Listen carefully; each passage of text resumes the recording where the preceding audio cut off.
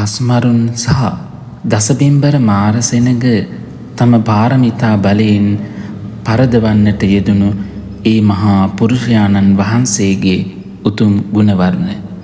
නමෝ තස්ස භගවතෝ වරහතෝ සම්මා සම්බුද්දස්ස සෝ භගවා ඉතිපි අසහායෝ.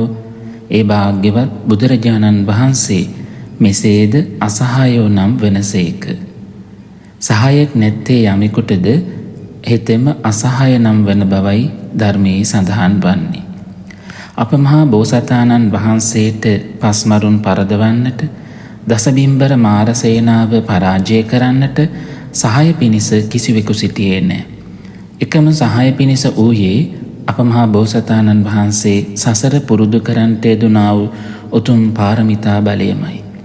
සම්මා සම්බුද්ධත්වයෙන් අනතුරුව ලෝතුරා සර්වඥයන් වහන්සේ නමක් සිද්ධ කරන බුද්ධ කෘත්‍ය සිදු කිරීමට පවා තනිවමයි කටයුතු කරන්නට යෙදුනේ. ඒ සඳහාද කිසිවෙකුට පිහිටවන්නට පුළුවන් කමක් නැහැ. ඒ පිහිටවීමට තරම් මෙසේ බෝසත් ජීවිතයන් සම්පූර්ණ කර පාරමිතා නිමා කර පස්මරුන් දසබිම්බර මාරසේනාදිය පරාජය කරන්නටත් බුද්ධ කෘත්‍යයන් සිද්ධ කරන්නටත් උපකාර කළ හැකි වන්නා වූ කෙනෙක් මේ තුන් ලෝක ධාතුවේම ඇත්තේ නැහැ. ඒ සඳහා කිසිවෙක් සමර්ථ වන්නේ නැහැ. මෙසේ භාග්‍යවත් බුදුරජාණන් වහන්සේට කිසිවෙකුගේ සහායක් නොලැබූ නිසා භාග්‍යතුන් වහන්සේ අසහායෝ නම් වෙනසේක.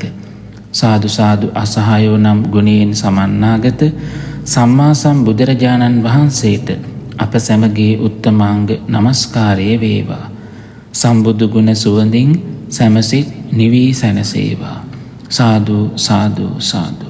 සංසුන් සුවපත් ජීවිතයකට මඟ සුකේසි සදාම් නාලිකා.